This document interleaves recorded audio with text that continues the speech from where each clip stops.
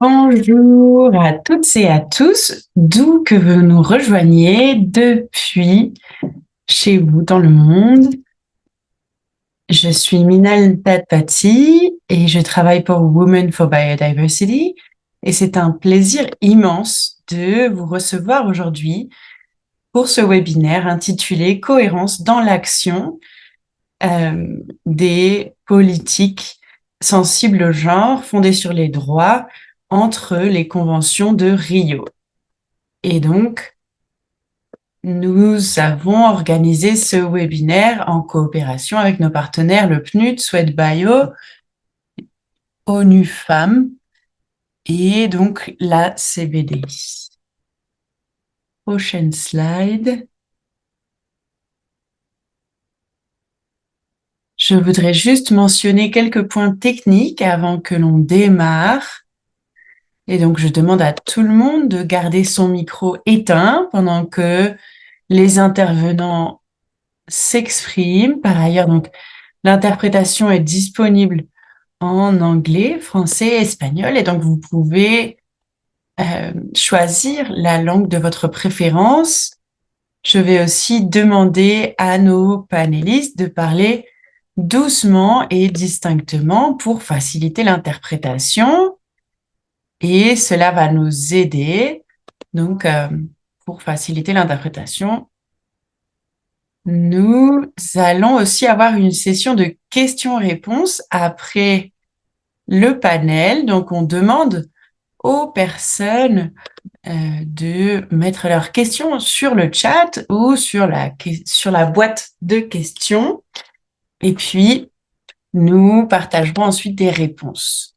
Alors, on va commencer.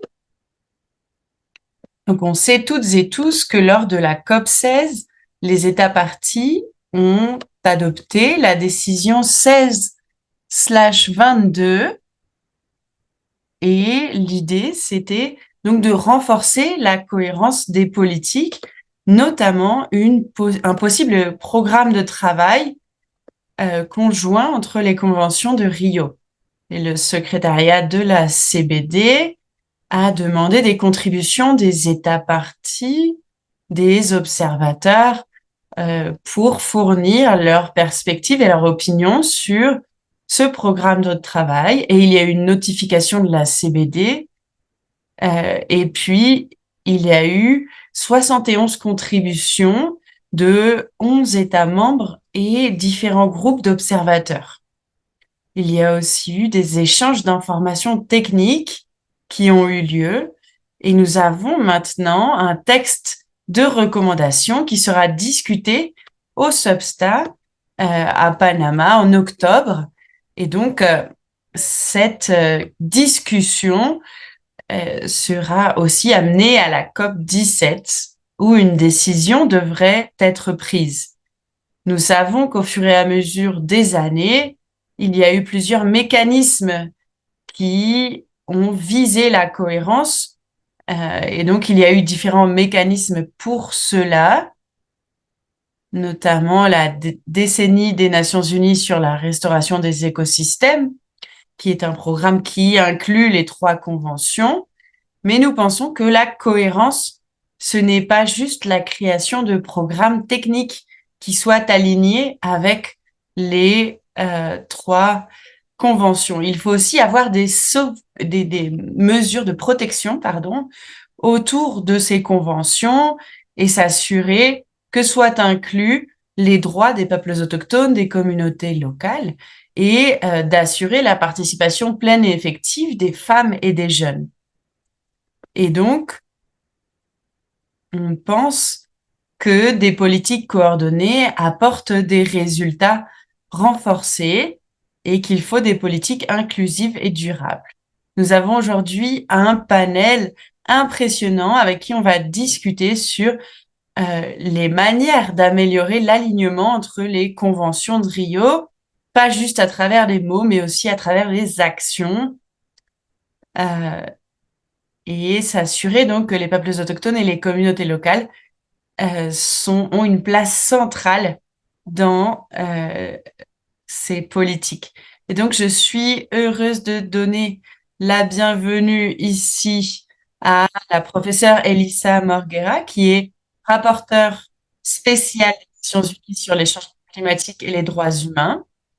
Et donc, elle travaille à l'université de Strathclyde en Angleterre et dans une autre université finlandaise. Elle est aussi conseillère auprès du PNUD et auprès d'autres organisations de la société civile. Elle a beaucoup publié sur les droits humains et la société civile, notamment sur les droits des pêcheurs artisanaux, des jeunes et des enfants.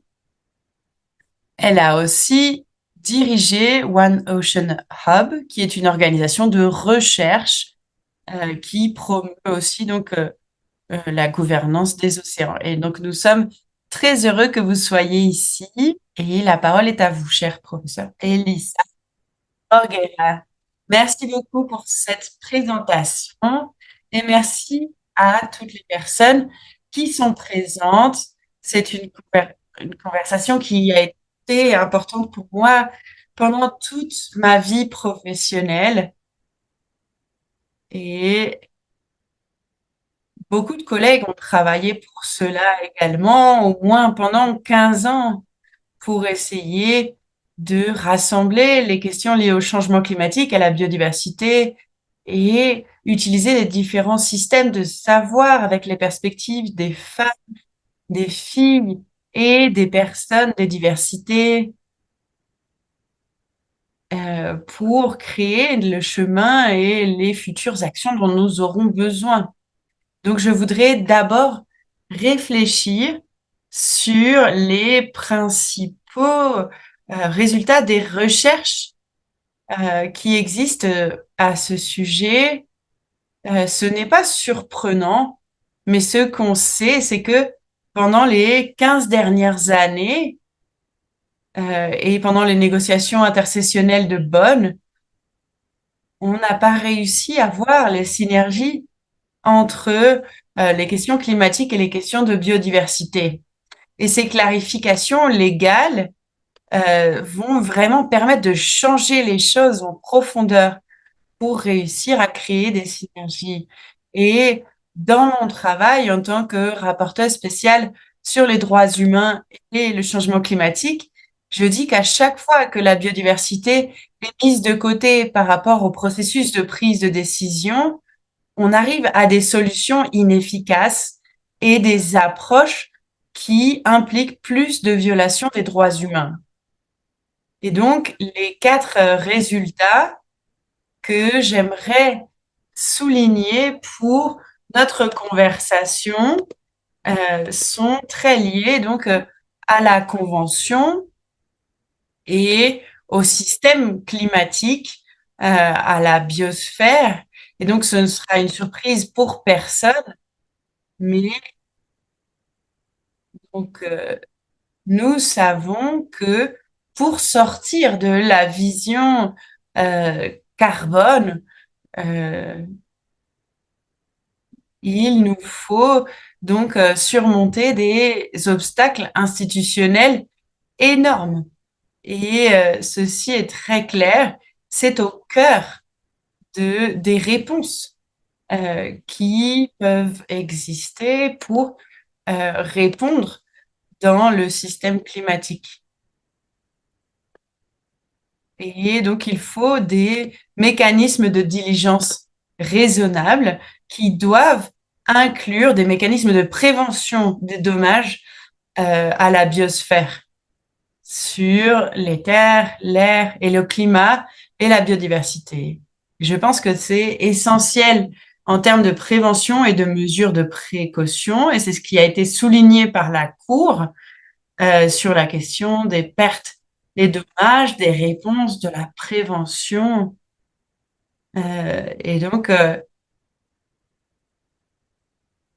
il a été souligné qu'il fallait prendre en compte l'expérience des personnes les plus affectées, des titulaires de droits les plus affectés. Il a également aussi été confirmé, encore une fois, c'est que le changement climatique a un impact sur la biodiversité Et cela va aussi impacter donc la contribution de la biodiversité à la régulation du climat, et cela va aussi impacter la résilience. Et donc, pour moi, la reconnaissance des impacts négatifs sur la biodiversité sont essentiels pour s'intéresser clairement et comprendre clairement ce qu'on doit prévenir pour protéger les droits humains. Et je pense que dans cette reconnaissance par la Cour, donc on arrive aussi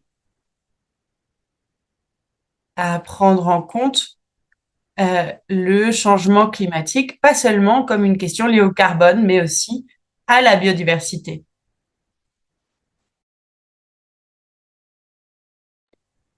Et le tribunal pour les droits humains, c'est aussi impliqué au niveau philosophique, au niveau éthique, en disant que protéger les droits humains et protéger la biodiversité, c'était protéger les systèmes de vie sur notre planète et l'interdépendance entre toutes les formes de vie. La troisième, donc la troisième conclusion que je voudrais souligner, c'est la reconnaissance du fait que la protection d'écosystèmes, ça peut être à la fois l'adaptation et l'atténuation. On a des expériences vécues, des données scientifiques qui démontrent cela pour les questions liées à l'adaptation et à l'atténuation. Il y a encore des débats entre les représentants de la diplomatie climatique qui disent que l'adaptation ne reçoit pas assez de financement, et malheureusement, il y a aussi des données qui montrent que euh, l'atténuation parfois va contre les efforts d'adaptation. Et ce n'est pas surprenant, mais ça nous montre comment il faut prioriser l'action climatique et cibler ces questions pour s'assurer que on ait une protection efficace au niveau du système climatique et des écosystèmes qui soutiennent la vie. Il faut aussi avoir donc des mesures qui permettent à la fois l'adaptation et l'atténuation. La quatrième conclusion, et qui est cruciale ici à mentionner, donc c'est très aligné avec les trois autres conclusions, c'est que la restauration des écosystèmes peut être une manière significative d'apporter donc une réparation aux dommages, aux dégâts qui ont été imposés à la nature et aux droits des personnes qui ont été affectées par le changement climatique. Donc ça peut être lié aux responsabilités des États dans le cadre du droit international, et c'est aussi une forme de réparation qui est reconnue comme importante. Et je veux aussi mentionner l'importance de restaurer la connexion entre les humains et la nature comme un moyen de guérison pour rétablir aussi notre droit à la santé qui est affecté par le changement climatique. Et cette connexion avec la nature permet aussi la guérison sur plusieurs générations. Et ce type de compréhension profonde sur l'humanité, ses relations, peuvent permettre de donner encore plus la priorité à la restauration des écosystèmes. Et donc, nous n'avons pas pu prioriser la restauration des écosystèmes autant qu'on aurait dû. Et je voudrais maintenant réfléchir sur le cinquième point. Et donc, par rapport aux perspectives légales, à la science. Et donc, ce que cela montre, c'est l'importance de regarder les causes profondes du changement climatique.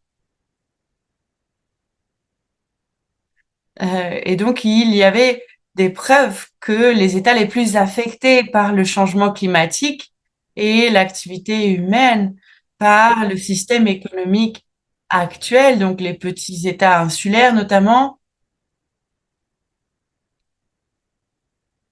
Et donc, on a vu que dans ce type de situation, le système économique et le changement climatique viennent saper notre droit à l'autodétermination et à décider comment est-ce qu'on veut vivre.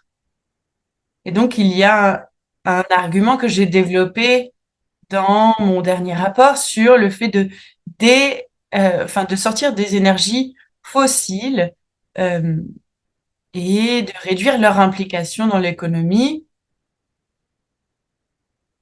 Et donc, la restauration des écosystèmes peut permettre de créer un espace de cette façon-là pour récupérer notre autodétermination, pour la guérison individuelle, collective, et pour se réunir et co-développer des modèles économiques alternatifs qui soutiennent l'épanouissement humain, la santé collective et un climat plus sécure.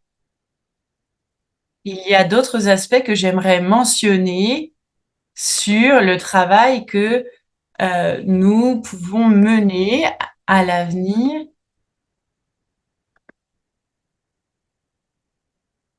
Et donc, dans toutes les négociations internationales liées à la désertification, aux océans, au changement climatique, euh, il faut rappeler l'importance des décisions de la COP.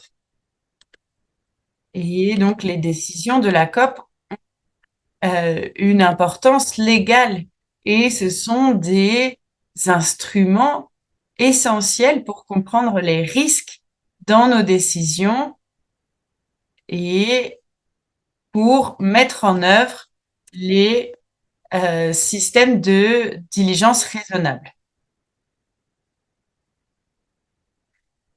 Et ces arguments sont importants pour tout le monde pour réfléchir et mettre en œuvre donc tous les éléments liés à la COP. Et je pense ici donc à l'interprétation des différentes conventions. Et donc, on voit que les 196 États partis ont développé différentes perspectives avec les peuples autochtones, les communautés locales, et cela permet d'avoir euh, des lignes directrices détaillées pour travailler sur les questions de changement climatique et de biodiversité de façon conjointe. On a aussi tout un travail avec l'IPBES sur le lien entre la biodiversité et le changement climatique et pour réfléchir comment est-ce qu'on peut avancer pour ces synergies et pour mettre en œuvre le droit international, mieux protéger les droits humains, favoriser un dialogue qui ait du sens à tous les niveaux et protéger le système climatique et les systèmes qui soutiennent la vie sur notre planète. Et je voudrais conclure ici en disant que euh, il y a encore beaucoup à dire et donc il faut regarder l'ensemble des décisions prises dans le cadre des conventions et voir ce qui nous manque et jusqu'où on a besoin d'aller, notamment sur la question de la transition énergétique, de comment sortir des énergies fossiles euh, par rapport à l'extraction, à la production, aux déchets, aux produits pétrochimiques dans notre santé, dans notre alimentation, et comment est-ce qu'on peut créer donc une base renouvelable pour nos économies qui prennent en compte ces liens entre le climat et la biodiversité et les liens entre le climat, la nature, l'alimentation et la santé. Et il nous faut donc rassembler ces différents systèmes de savoir, travailler de façon collective. Ce n'est pas le moment de discuter si on doit ou non faire des synergies. Et je pense que la internationale de justice l'a bien souligné en disant ce qu'on a besoin de faire et comment est-ce qu'on peut améliorer ce système avec les perspectives des femmes, des filles, de tous les titulaires de droit qui sont affectés de façon disproportionnée par le changement climatique et qui ont les connaissances qui peuvent nous permettre d'éviter de faire des erreurs. Et cela nous permettrait d'avoir un chemin plus sécure. Merci beaucoup, professeur Morguera. Merci infiniment pour avoir souligné ces conclusions donc du rapport de la Cour internationale de justice et nous pour aussi nous avoir rappelé qu'il y a différentes causes et donc on a besoin de regarder ces questions-là plus en profondeur et merci aussi d'avoir mis au centre la question des droits humains. Et nous allons maintenant avoir un panel très distingué, donc avec un certain nombre d'invités. Et donc, je souhaite inviter notre premier panéliste à partager donc sa présentation. Donc, il s'agit de Monsieur Wengue Nirongo, qui est donc spécialiste intergouvernemental euh, à ONU Femmes. Il travaille sur les questions de changement climatique, développement durable et convention de Rio.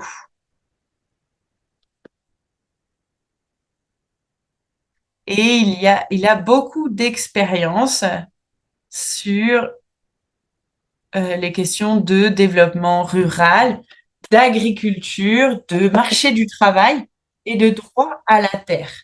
Il travaille aussi avec une coalition qui promeut des économies de transformation pour des conditions de travail décentes. Et je voudrais aussi ajouter que ONU Femmes a une publication sur ces questions-là. Euh, et nous serons heureux d'écouter certaines des analyses qu'il y a dans cette publication.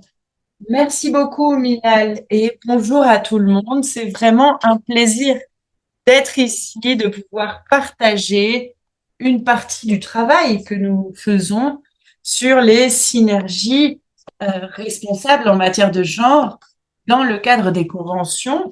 Et comme disait Minal, on a lancé l'année dernière donc un document de synthèse sur ces questions. Et comme vous pouvez le voir, ça a été lancé lors de la COP à Riyad. Prochaine slide, s'il vous plaît. Très bien. Alors, quand on pense donc à ce document de travail, il y a un certain nombre de raisons qui nous ont amenés à publier ce document. Tout d'abord, le fait que les crises que nous traversons sont interconnectées, alors cela signifie que les solutions doivent aussi être interconnectées. On a aussi identifié des points d'entrée clés pour avoir une mise en œuvre responsable en matière de genre pour les conventions de Rio. Et il y a aussi la nécessité de travailler sur les synergies entre les différentes conventions de Rio et leur plan d'action de genre. On a aussi donc identifié des recommandations qu'on a partagées. Prochaine diapo. Et donc, pour aller plus en profondeur par rapport aux liens que nous avons identifiés, notre idée, c'est qu'avoir des efforts collectifs qui connectent différentes parties prenantes et créent des opportunités pour identifier et agir sur les liens entre les différents problèmes liés à l'égalité des genres. Donc, vous pouvez voir ici, il y a tout un réseau de questions de problèmes liés à la dégradation des sols, à la désertification, à la conservation de la biodiversité et à différents types d'actions liées au changement climatique. Et on a pu approfondir une partie du travail sur le genre et la sécurité climatique. Il y a donc des mécanismes financiers aussi pour mettre en œuvre la Convention de Rio. On parle aussi de la participation et du leadership plein, égal et significatif dans la vie publique et la prise de décision, la réduction des risques de désastre, tout ce qui est lié au travail sur les femmes défenseurs des droits humains environnementaux. On s'intéresse aussi aux liens entre droits humains, égalité de genre et durabilité environnementale.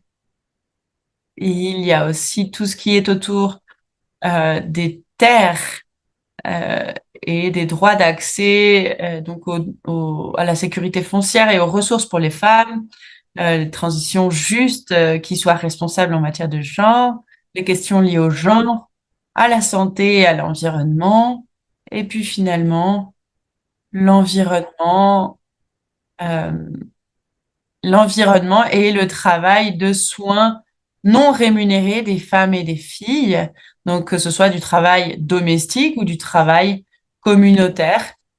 Et donc, on pense que c'est un sujet clé ici. Euh, et donc, vous avez aussi sûrement vu qu'on partage de plus en plus notre travail sur le genre et l'environnement et les données qui sont liées à ces questions,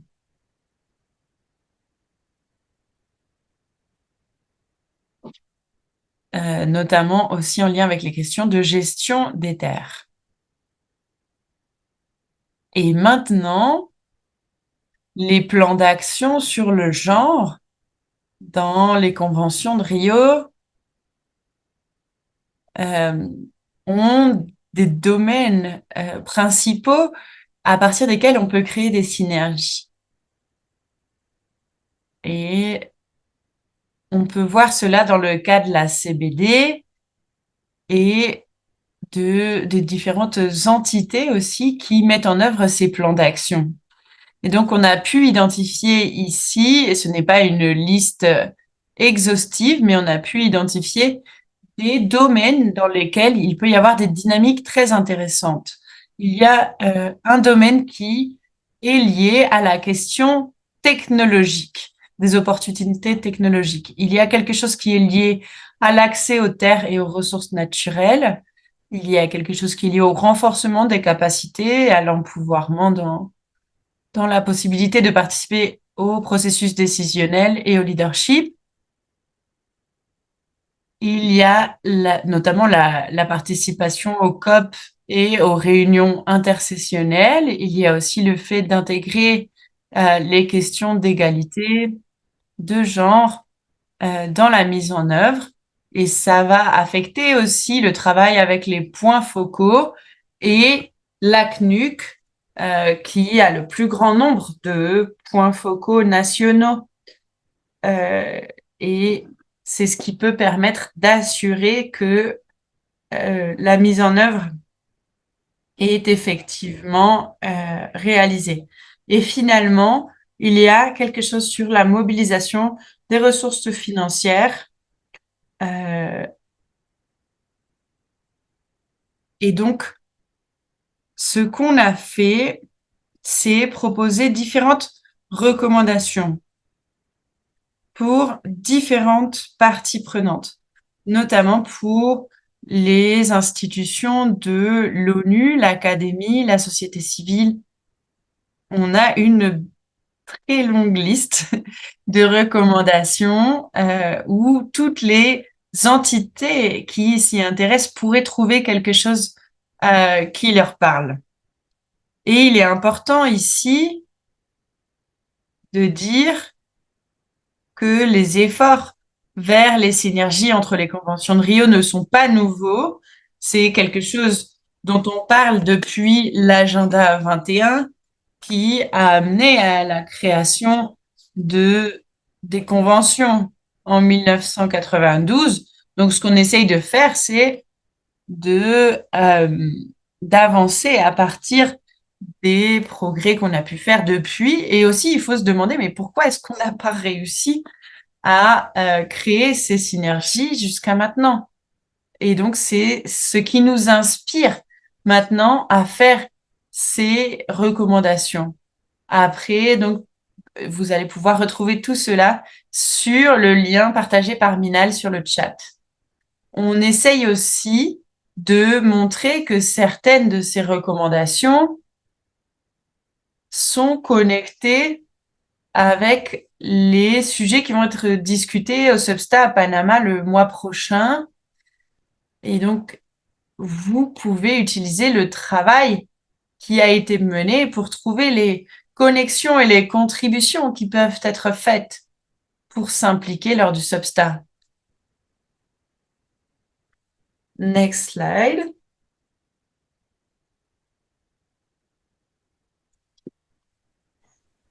Donc, les premiers points, c'est donc d'inclure toutes les parties prenantes des différentes parties prenantes des conventions de Rio. Et donc, voici les points sur lesquels on va travailler. C'est comment est-ce qu'on va promouvoir la voix, l'autonomie, le leadership et la participation des femmes à tous les niveaux, et comment est-ce qu'on va pouvoir mettre en œuvre les demandes de changement qui sont indiquées dans les conventions.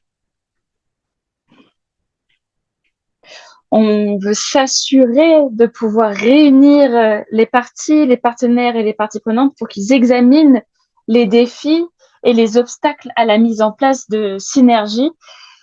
On veut aussi tirer parti de la voix collective des parties, justement en tant que champion de l'égalité des sexes, pour intégrer et mettre en œuvre des perspectives transversales en matière d'égalité des sexes. On veut aussi garantir des engagements au plus haut niveau et donc y consacrer des capacités, du personnel, des moyens de communication et du temps pour coordonner le secrétariat et les conventions de Rio à l'engagement des parties prenantes. Et c'est des choses qui sont vraiment importantes pour la mise en œuvre et sur lesquelles nous devons avancer pour garantir des approches socio-genre dans tous les pays parties. Le deuxième ensemble de recommandations, c'est comment est-ce que l'on peut mettre en place un mécanisme de coordination qui soit officiel pour soutenir la planification, la mise en œuvre, le suivi et la communication des informations de manière synergique. Donc là, on parle par exemple d'identifier et d'intégrer des objectifs ainsi qu'un langage commun en matière d'égalité des genres dans les négociations et les décisions des conventions de Rio. On veut aussi s'appuyer sur les efforts de coordination antérieurs pour créer des synergies qui soient sensibles au genre entre les secrétariats des conventions, entre les gouvernements des conventions et les agences des conventions de Rio. On veut aussi rechercher l'alignement avec le programme de développement durable à l'horizon 2030 en matière de mise en œuvre, de suivi et de rapport en tenant compte des questions de genre. On veut aussi veiller à l'intégration des plans d'action en faveur de l'égalité des genres dans la mise en œuvre globale des conventions de Rio. On veut également élaborer des indicateurs qui soient comparables et sensibles au genre pour permettre un suivi et une évaluation qui soit sensible au genre. On veut aussi s'assurer de coordonner avec les points focaux nationaux pour identifier les possibilités d'accroître l'efficacité et améliorer l'intégration de la dimension de genre dans les plans nationaux. Et on veut finalement, bien sûr, s'assurer de mettre en place une coordination formelle, officielle, à long terme. Donc là, on va parler maintenant des mécanismes, de comment mobiliser des mécanismes de financement pour favoriser les synergies et les actions sensibles en genre. Et donc là, l'idée, c'est vraiment de trouver comment augmenter les financements à travers tous les différents dispositifs que l'on a déjà mis en place. Donc, on veut développer des capacités nationales pour financer des initiatives qui soient sensibles au genre. On veut également financer des groupes d'intérêt qui travaillent sur le genre et l'environnement pour qu'ils travaillent de façon conjointe dans le cadre des conventions de Rio. Et on veut bien sûr aussi augmenter le financement et l'accès direct pour les femmes dans toute leur diversité et leurs organisations à tous les niveaux. Et on sait que là, on a une grande responsabilité, et surtout en tant que les femmes de l'ONU, il est important que nous trouvions les financements qui existent déjà et que l'on facilite leur accès, dans l'idée que les femmes de la base et les femmes des organisations et de la société civile puissent accéder au moins à une partie de financement qui pourra faciliter le travail. Et c'est un travail qu'elles ont déjà réalisé, mais qu'elles sont déjà en train de mettre en place, mais qui a toujours besoin de plus de financement. Ensuite, on va regarder comment harmoniser les communications, les possibilités de sensibilisation et les activités de plaidoyer. Donc, nous souhaitons créer une dynamique et un soutien en faveur d'une mise en œuvre qui soit cohérente et sensible au genre à travers les différentes conventions de Rio. On veut accroître l'efficacité grâce à une stratégie coordonnée de communication et de plaidoyer avec des messages communs sur le lien entre genre et environnement. Et on souhaite finalement développer une plateforme de communication, de sensibilisation et de plaidoyer en collaboration avec la société civile et les autres parties prenantes sur les synergies, bien sûr, entre les conventions de Rio. Et donc, on veut créer un autre groupe de travail suite au projet qui a été proposé et on veut se baser sur les expériences de différentes organisations. Et ces expériences, on veut se baser sur les expériences de mise en œuvre d'approches synergiques entre les approches sensibles au genre et la biodiversité et dans différents endroits de par le monde.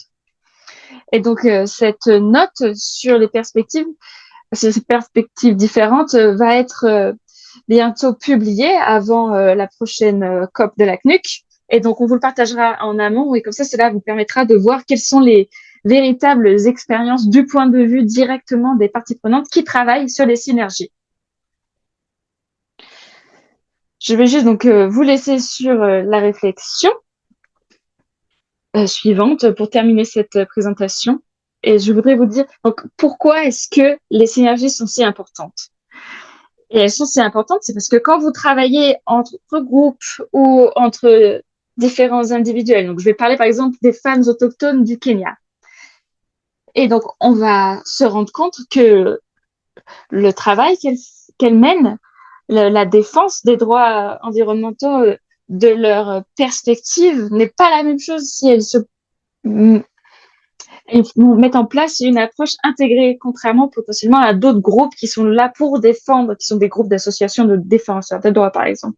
Et donc, c'est intéressant de regarder ces différentes approches et il est important de rassembler ces différentes approches pour que l'environnement soit protégé de la meilleure façon. Et je passe donc je rends la parole à Minal. Merci.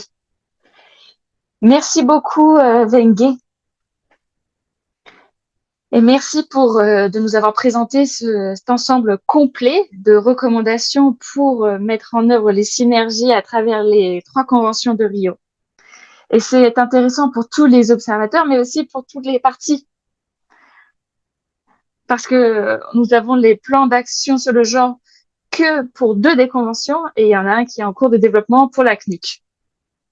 Et ces recommandations touchent à des droits que les femmes doivent obtenir et qui doivent être du coup mentionnés dans les différentes conventions. Mais ça ne concerne pas que les femmes qui participent à des mesures de restauration, mais aussi aux points focaux. Parce que les points focaux continuent à nous poser des questions sur comment intégrer ces considérations sensibles au genre dans leur processus de planification et d'adaptation au changement climatique. et aussi dans la restauration des écosystèmes. Donc, merci beaucoup pour cette présentation qui était très importante et qui va nous être très utile lors du Substack. Et parce que c'est dans ce Substack, ces recommandations vont d'ailleurs être discutées. Merci, Wengue. On va donc passer à notre prochain panéliste. Je vais la présenter pendant qu'elle partage ses slides. Notre prochaine panéliste est Ashaponi Hubs. Elle est chargée de programme à Suède Paye sur les perspectives ici des dialogues sur l'approche fondée sur les droits humains en matière de biodiversité et d'action climatique. Elle travaille sur les droits des femmes depuis très longtemps et elle a beaucoup travaillé sur la mise en œuvre d'une approche fondée sur les droits pour les droits des femmes et les défenseurs de l'environnement. Elle a coordonné des dialogues et elle a travaillé sur différents réseaux. Et les dialogues qu'elle organise sont censés favoriser les participations aux arènes internationales et donner une approche fondée sur les droits humains aux questions qui y sont abordées. Elle travaille à résoudre les lacunes entre les différents cadres de mise en œuvre des conventions. Donc, nous avons hâte de t'entendre et d'apprendre des différentes apprentissages que tu as pu obtenir grâce à ces dialogues que tu as mis en œuvre et ce que tu vas d'ailleurs pouvoir amener lors de ta participation à Substack en octobre. Donc, je te passe la parole.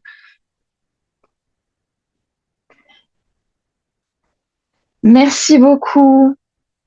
Je vous souhaite à tous une très bonne. J'espère que vous passez une bonne journée et je suis ravie de voir les différents panélistes présents avec moi aujourd'hui. Je suis contente de pouvoir contribuer et de partager les résultats des dialogues multi-acteurs que j'ai organisés. Merci Minal d'avoir présenté d'ailleurs ce dispositif de dialogue multi-acteurs. Et je voulais simplement dire que l'un de nos partenaires, c'était le consortium du réseau pour la biodiversité. Et c'est un consortium qui travaille avec le PNUD et d'autres organisations qui ont été mentionnées par Minal. Ce dialogue a commencé juste après l'adoption de la Convention cadre et on a voulu travailler sur la section C. Et c'était notamment pour adresser la partie sur la mise en œuvre du cadre mondial. Et dans la section C, il est mis en avant l'approche fondée sur les droits. Et c'est une approche qui doit être suivie lors de la mise en œuvre de la Convention cadre.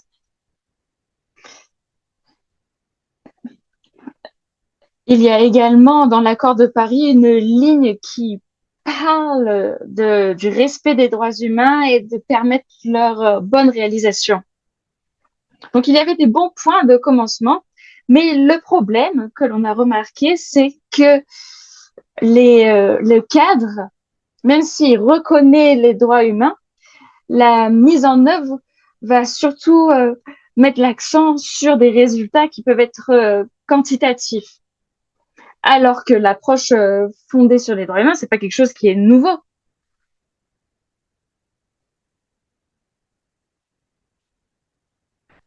Avec le fait que l'on comprenne de mieux en mieux que les crises que l'on rencontre aujourd'hui sont interconnectées et que c'est aussi une crise qui concerne les droits humains. Il y a de plus en plus de discussions pour comprendre ce que cela veut dire d'avoir et d'appliquer une approche basée sur les droits humains. Et on se pose la question sur ce que cela peut vouloir dire dans différents contextes. Et il ne s'agit pas seulement de comprendre ce que cela veut dire, mais de comprendre les différentes pratiques que cela pourrait vouloir insinuer. Donc, je vais vous parler de ce dialogue multi-acteurs.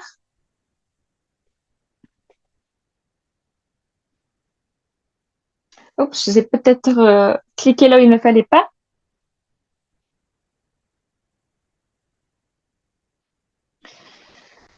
Polly, si tu préfères, nous pouvons le partager pour toi.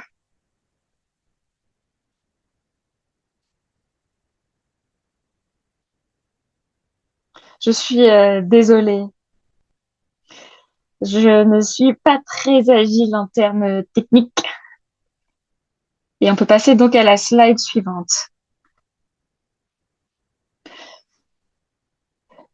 Je suis contente de ce qu'a mentionné Elissa dans le début, dans son discours, et je suis contente qu'elle ait mis en avant l'importance des synergies, et c'est d'ailleurs ce sur quoi Wenge a insisté à la fin de sa présentation. Ce qu'il se passe, c'est que dans le monde actuel, on n'arrête pas de parler d'urgence et on veut des solutions rapides, mais le problème, c'est que les solutions rapides euh, violent les droits humains et ils peuvent avoir des effets néfastes sur notre biodiversité, sur les écosystèmes. Et donc, un dialogue multi-acteurs, c'est un outil qui a été utilisé par Suède Baye depuis longtemps. Et c'est un outil qui permet de favoriser l'apprentissage commun et de partager des systèmes de connaissances. Et d'après nous, des changements durables ne peuvent survenir que lorsqu'il y a des dialogues au long cours et des efforts au long cours, des efforts collectifs au long cours. Et cela ne se passe pas que lors des moments des négociations.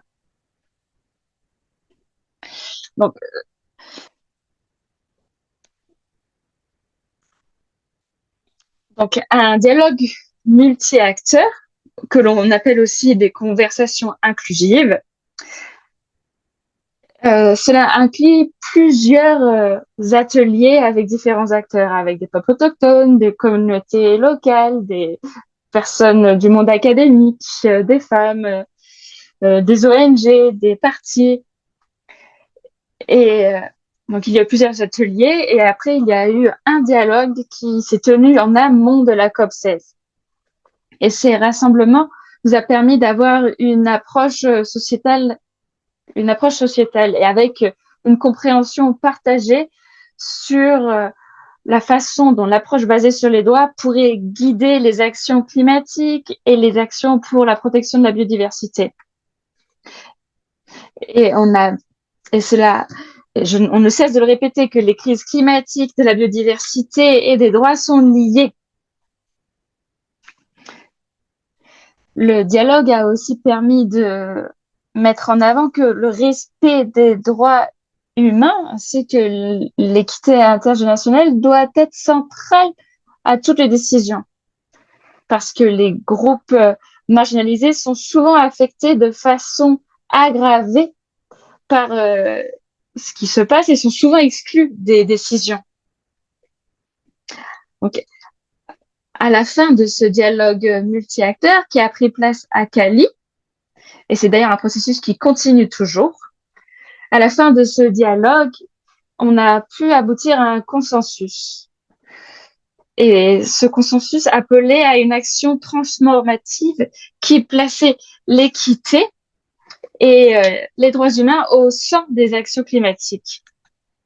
Il mettait aussi en avant les droits des communautés locales et des femmes et appelait à la reconnaissance des droits fonciers, à la reconnaissance de l'importance des connaissances autochtones. Et on demandait à ce que les actions mises en place garantissaient la participation pleine et effective de toutes les parties prenantes et à toutes les étapes de ces actions. On a aussi demandé la protection des défenseurs de l'environnement.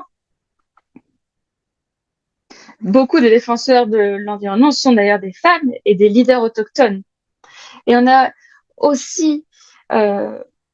aussi tombé d'accord sur un apprentissage commun et à travers différents systèmes de connaissances grâce à des collaborations multi-acteurs. Et ce dialogue souligne le besoin d'aller au-delà des relations intersectionnelles et de vraiment mettre l'accent sur une collaboration qui soit significative pour toutes les parties impliquées et en se basant bien sûr sur l'empathie.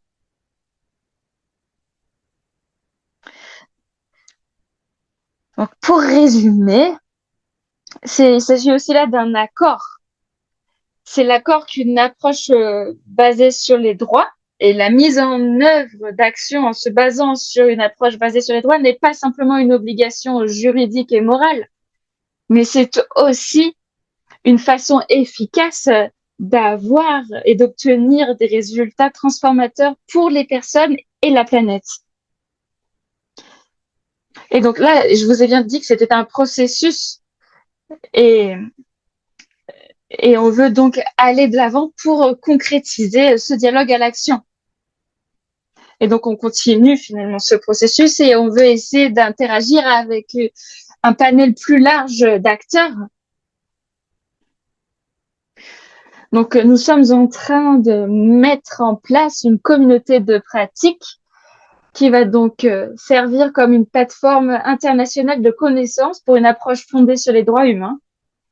Et cette plateforme sera officiellement lancée ou alors lancée de façon partielle en événement parallèle de la COP qui sera tenue à Panama.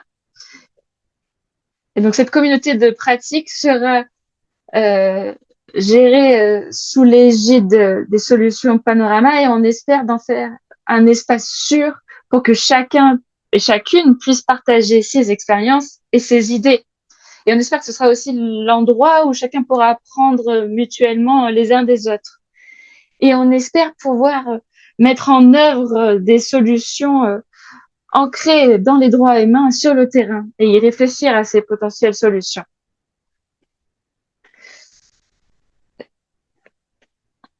Ce que l'on va discuter suite à ce dialogue multi-acteurs, à Substack, et je n'ai pas de diapositive à ce sujet-là, donc je vais juste le dire à l'oral. Donc, que va-t-on présenter à Substack 27 suite à ce dialogue multi-acteurs?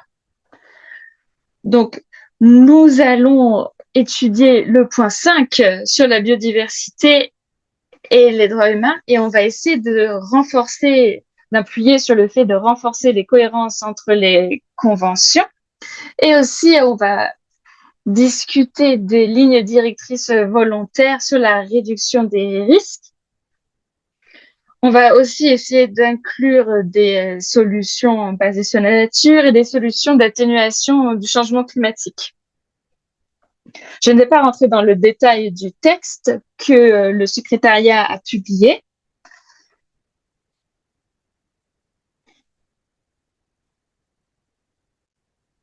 Mais je voudrais simplement dire une dernière chose, c'est que dans le texte, dans la synthèse notamment sur l'amélioration de la cohérence des politiques et de ce qui est contenu dans l'appendice, c'est qu'il y a des éléments positifs dans ce document, notamment lorsqu'il parle des solutions fondées sur la nature. Et c'est quelque chose qui renforce la cohérence en mettant l'accent sur des garanties du consentement libre et préalable et informé, l'inclusion des connaissances autochtones et le partage des avantages, lorsqu'il parle aussi de faire participer différents secteurs. Donc voilà, ça c'est deux choses positives. Mais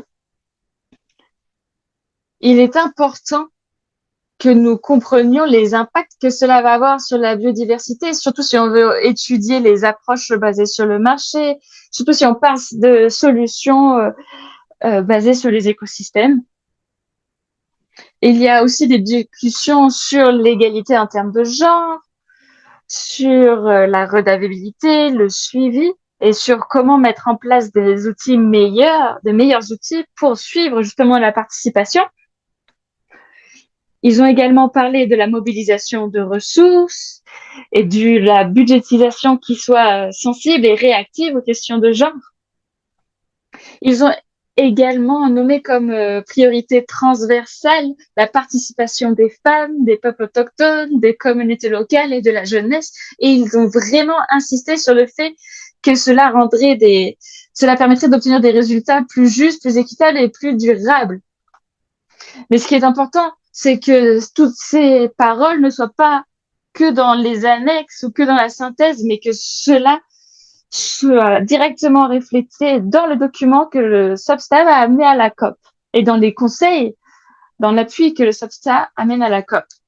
Donc, par exemple, les garanties sur les annexes doivent être renforcées pour garantir que les approches basées sur les écosystèmes ou sur les natures respectent les droits humains, les droits basés sur le genre et l'équité intergénérationnelle, les peuples autochtones et les femmes. Les différents cadres des conventions de Rio doivent garantir une gouvernance partagée et garantir la participation des femmes autochtones et des communautés locales. Il est important aussi que les indicateurs aillent au-delà d'indicateurs du pur quantitatif et qu'ils incluent la protection des droits et de l'équité en termes de genre.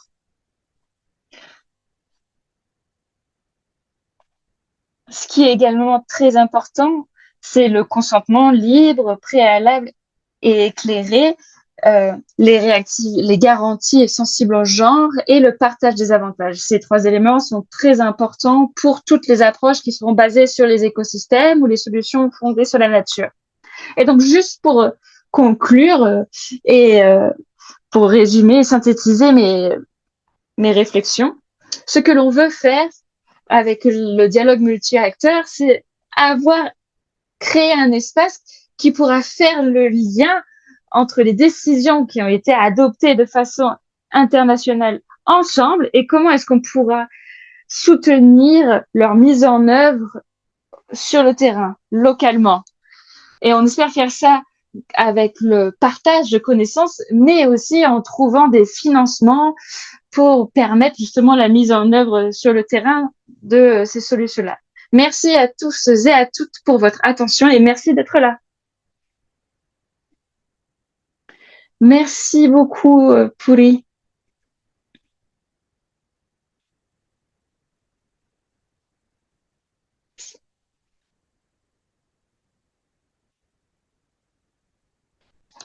Merci beaucoup de ce que tu viens de présenter et des points que tu as mentionnés par rapport à SOPSTA et au texte qu'ils vont présenter et des points qui manquent dans ce texte. Et c'est des éléments que nous pourrions signaler. Et même si tous les textes mentionnent une approche fondée sur les droits humains, on comprend bien qu'il y a besoin d'opérationnaliser et de mettre en œuvre cette approche-là. Et je suis ravie d'apprendre que la plateforme et la communauté de pratique que tu vas lancer bientôt. Et j'ai hâte de voir ce en quoi cela va consister plus en détail. Et j'espère pouvoir contribuer à la mission aussi de cette plateforme et qu'on pourra le faire ensemble. Merci beaucoup, Puri. Et on va donc passer à notre prochaine panéliste.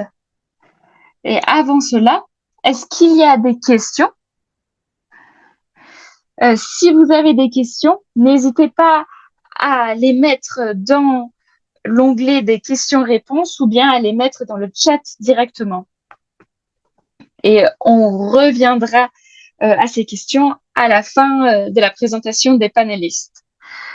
Et donc, sans plus attendre, je vais présenter Nadia Cipes, qui est la responsable thématique de l'adaptation fondée sur les écosystèmes et qui est une chercheure en chef sur les transitions. Elle travaille aux interfaces politiques sur les sujets liés à la résilience. Et elle travaille notamment sur les sujets en termes de genre, d'inclusion sociale et d'équité en termes de genre. Elle a été également l'autrice principale pour des évaluations dans le cadre de travaux de l'IPBES, qui est donc la plateforme intergouvernementale sur les services écosystémiques et la biodiversité.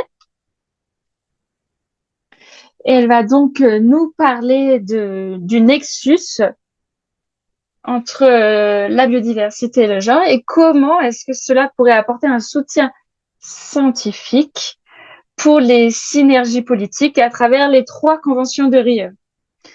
Docteur Citas, nous sommes ravis de vous entendre et je vous passe donc la parole.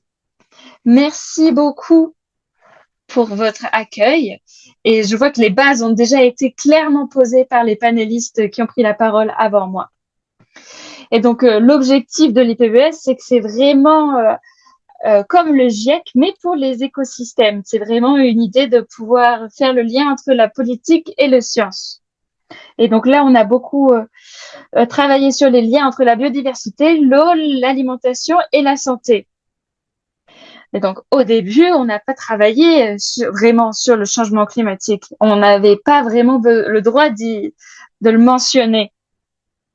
Mais comme c'est un processus politique, petit à petit, on a petit à petit réalisé à quel point on a commencé à réfléchir aux preuves qui étaient présentées et les différents apports qui ont été faits lors des réunions de l'IPBES et lors de la plénière. Et donc, on a vu que c'était à ce sujet-là qu'on devait concentrer nos efforts. Donc, on va passer à la diapositive suivante et je vais vous présenter quelques résultats de l'évaluation. Et il y a un QR code si vous voulez consulter ce que l'on a mentionné. Donc, on a pu voir donc les impacts liés entre l'eau, la santé et la biodiversité. Mais le problème, c'est que nos réponses à ces crises ne sont pas liées. Et donc, on voit que les crises s'aggravent et elles ont des implications fortes sur le bien-être des personnes et leur mode de vie. Ce qu'on voulait faire au début, c'était de voir les tendances actuelles et les moteurs de ces crises. Et on voulait aussi voir ce qui se passait. Et la bonne nouvelle, c'est qu'il y a déjà beaucoup de solutions qui existent déjà. On a trouvé 70 options de réponse qui liaient l'alimentation, la biodiversité, l'eau, la santé et le climat. Et donc, on voit qu'il y a des preuves sur des arrangements de gouvernance qui pourraient aider à mettre en place des efforts plus synergiques sur ces crises qui sont liées. Et on peut voir que les éléments qui sont mentionnés parmi les réponses, c'est les mêmes choses que l'on a mentionnées auparavant, qui sont un renforcement des synergies.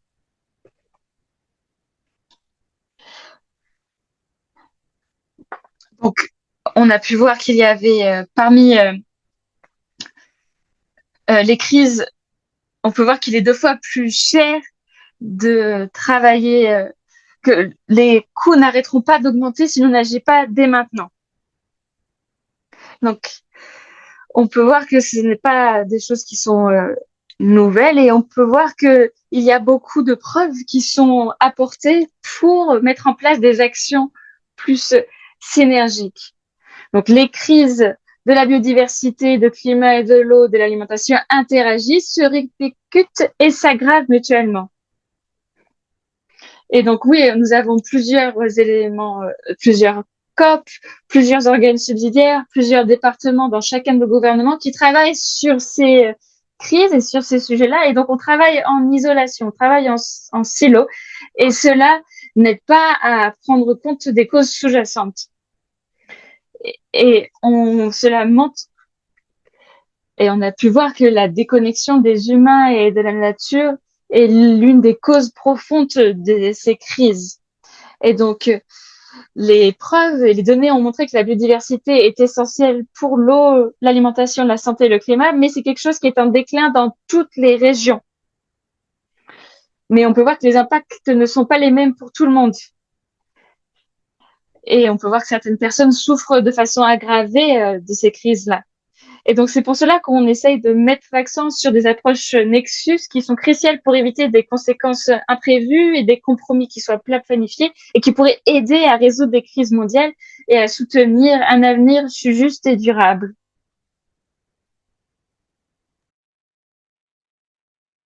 Et donc, c'est une image qui nous montre l'urgence de l'action nécessaire et à la fois le fait qu'il existe beaucoup de chemins pour arriver à améliorer les choses de façon faisable et ça nous montre que la poursuite des tendances actuelles en matière de facteurs directs et indirects, par exemple les modes de vie à forte consommation de matières premières et d'énergie, aura des conséquences négatives importantes sur la biodiversité, l'eau, l'alimentation et la santé, tout en exacerbant les effets et inégalités répartis du changement climatique.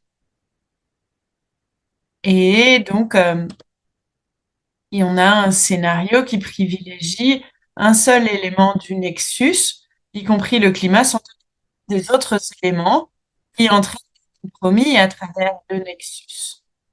Et donc, il y a des résultats positifs pour les populations et la nature qui sont envisageables et on a besoin d'options avec des réponses multiples qui puissent être adoptées et intégrées de façon harmonisée. Prochaine slide. Et donc, cette évaluation a aussi donc identifié plus de 70 options de réponses sur le nexus entre changement climatique, biodiversité, eau, alimentation et santé. Et donc, on a toutes ces options qui sont déjà mises en œuvre maintenant. Et donc, on voudrait souligner ici que si on a différentes configurations avec différents acteurs, il y a plus de possibilités d'avoir des résultats. On a différentes options qui ont trait à la préservation des écosystèmes, la restauration des écosystèmes, la gestion des écosystèmes, la consommation durable, la réduction de la pollution, l'intégration de la planification et de la gouvernance, la gestion des risques, la garantie des droits et de l'équité, l'alignement des financements et d'autres. Et donc, l'idée, c'est vraiment d'améliorer l'équité. Et il y a beaucoup d'études qui montrent que donc nous avons besoin de plus de données qui permettent donc d'informer les prises de décision. Prochaine slide. Ce qu'on veut aussi montrer dans cette évaluation, c'était lié donc au cadre de politique internationale. Donc, outre les avantages liés aux éléments du nexus, les options de réponse peuvent contribuer à la réalisation d'objectifs et de cibles mondiaux tels que les objectifs de développement durable, les objectifs du cadre de Kunming-Montréal pour la biodiversité, les objectifs à long terme de l'accord de Paris en matière d'atténuation et d'adaptation, et qu'on peut avoir donc ces actions pertinentes pour les engagements, la prise de décision et la planification au niveau national avec les NBSAP. Donc ici, on a un aperçu. Donc on voulait regarder le croisement entre les cibles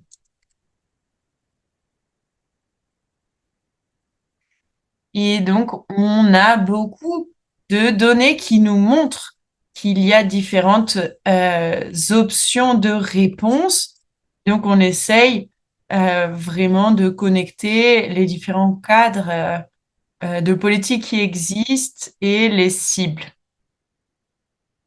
Et donc, ça a été revu par des pairs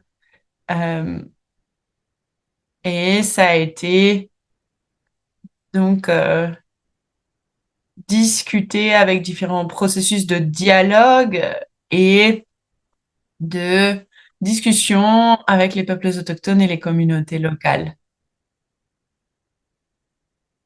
Et je vais me pencher un peu plus sur cette connexion entre donc les négociations et les différents processus de négociation. Et donc, ce qu'on a fait ici, c'est c'est regarder comment chacun a un rôle à jouer dans la mise en œuvre des approches Nexus. Donc ici, on a une feuille de route qui a l'air linéaire, mais qui en réalité est liée à un certain nombre de questions. Et donc, il faut comprendre le contexte et le contexte du Nexus en regardant donc les acteurs à inclure et les différents éléments et les différents outils. Et donc, toute une série de questions, d'études de cas, d'exemples pour guider les responsables politiques dans les différents types de contextes de prise de décision. Et on se base aussi évidemment sur les droits humains.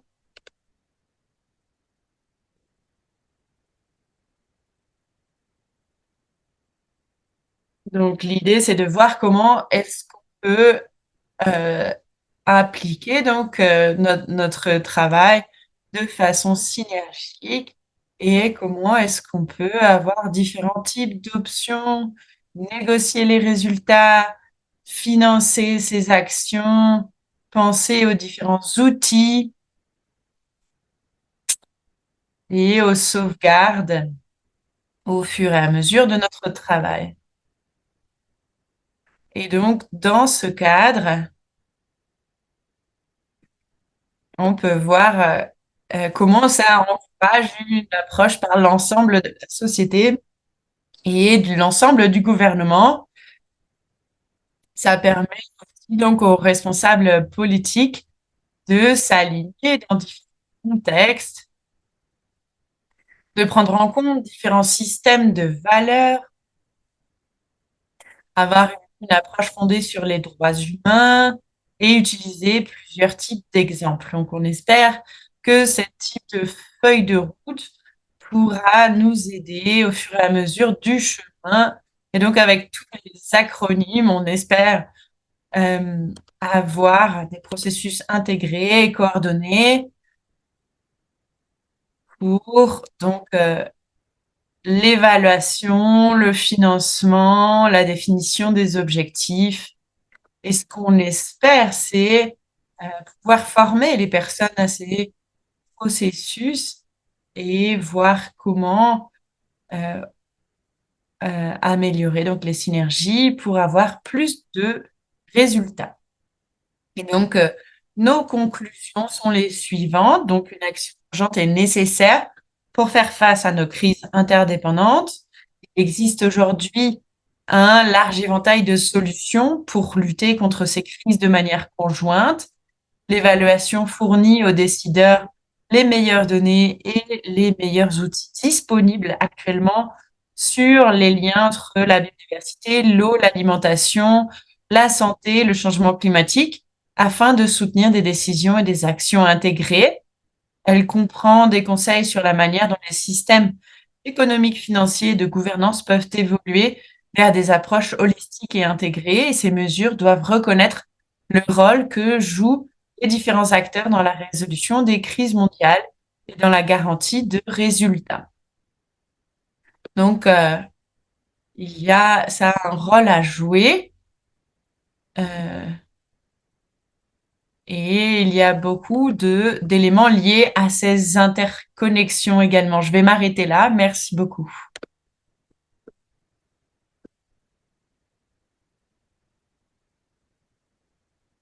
Merci beaucoup, Nadia. Ça a été très intéressant.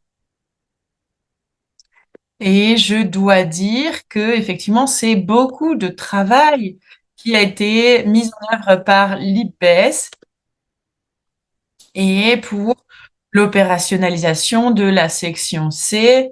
On espère qu'il y aura donc une réponse positive des points focaux et on voit à quel point aussi c'est important de voir donc ces nexus qui ont déjà été évoqués par les peuples autochtones et les communautés locales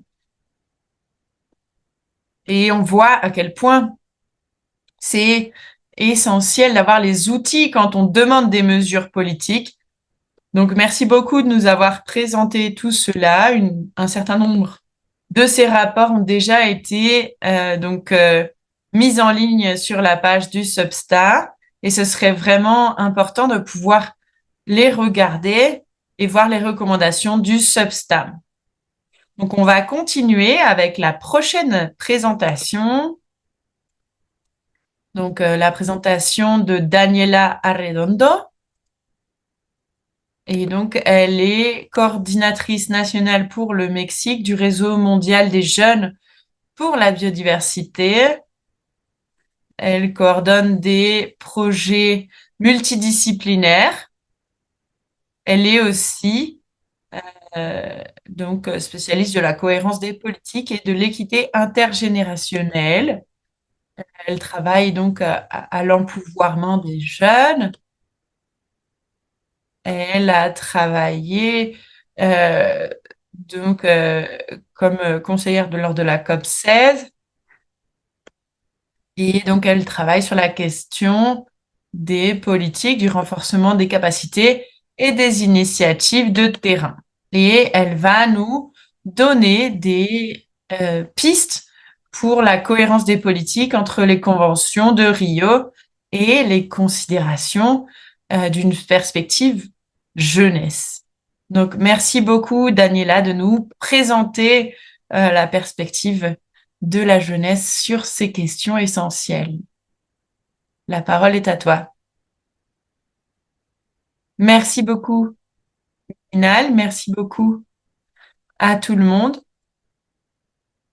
Je suis très heureuse d'être ici avec vous et de partager euh, notre perspective en tant que jeune de la part du GUBEN sur les questions d'équité, de cohérence et aussi de pouvoir dire qu'en tant que jeune, on collabore et on travaille déjà à tout cela. Je me demande s'il n'y avait pas une autre slide avant.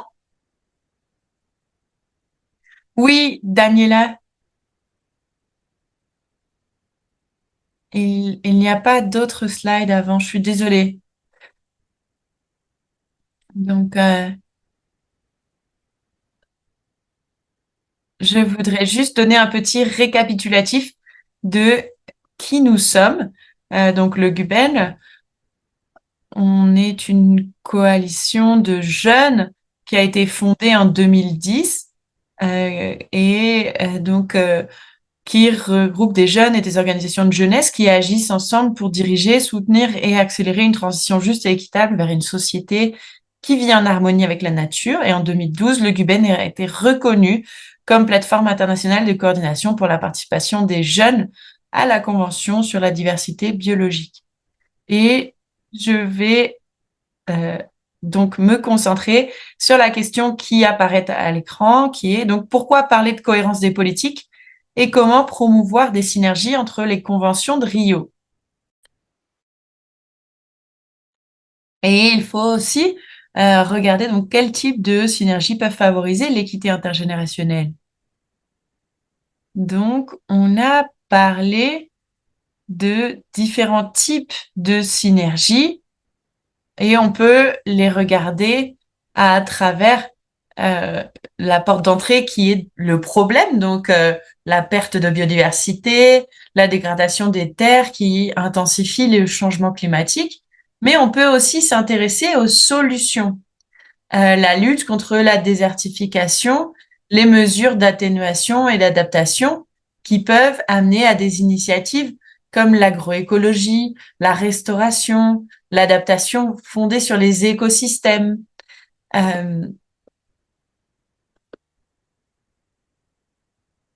Et un autre point très important ici, c'est que donc on s'intéresse aux synergies entre ces conventions et entre les approches de ces différentes conventions. Il faut rappeler que la crise écologique nous impacte de façon disproportionnée. Ça va aussi dépendre de notre contexte économique. C'est pour ça que ces principes et ces approches sont fondamentaux pour s'assurer qu'on peut avoir une forme de justice, d'équité au niveau international, mais aussi au niveau des territoires locaux. Et certains des principes et des approches les plus importants sont ceux que l'on mentionne ici. Donc, l'approche fondée sur les droits humains, le principe de précaution, le consentement libre, préalable et éclairé, la perspective de genre, l'équité intergénérationnelle, les responsabilités communes mais différenciées, la justice environnementale et la participation efficace.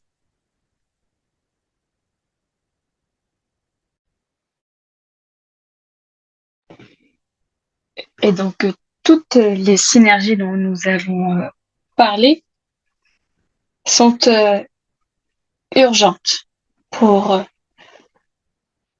elles sont urgentes pour éviter la duplication des efforts, pour utiliser les ressources de façon efficace. Ce que l'on a, il faut l'utiliser de façon efficace. Et il est aussi important de renforcer l'impact positif. Et donc, on se concentre davantage là maintenant sur l'équité intergénérationnelle. Et j'aimerais donc rebondir sur l'idée que la crise climatique impacte de façon disproportionnée les jeunesses. Parce que les générations futures vont être celles qui vont avoir à faire face aux problèmes environnementaux, économiques et climatiques dans le futur, alors que c'est ces générations-là qui ont si peu contribué en comparaison. Et voici ce que l'on veut dire par équité intergénérationnelle. Cela veut dire que toutes les générations partagent une responsabilité commune, mais différenciée pour garantir une planète saine aux générations futures. Cela veut dire qu'il va y avoir différentes responsabilités pour garantir les droits des générations futures. Cela veut dire que les décideurs politiques ne sont pas simplement tenus responsables sur leurs choix et leurs décisions, mais ils doivent garantir la participation significative des voix de la jeunesse. Et ça, dans la gouvernance à tous les niveaux. Et cela devrait être fait malgré les disparités, parce qu'il y a toujours des disparités entre différentes personnes à cause des différences sociales et économiques. Et cela devrait aussi être considéré lorsque l'on veut mettre en place la participation des générations les plus jeunes. Et cela, c'est pour garantir la justice pour les générations actuelles et futures. On peut passer à la diapositive suivante.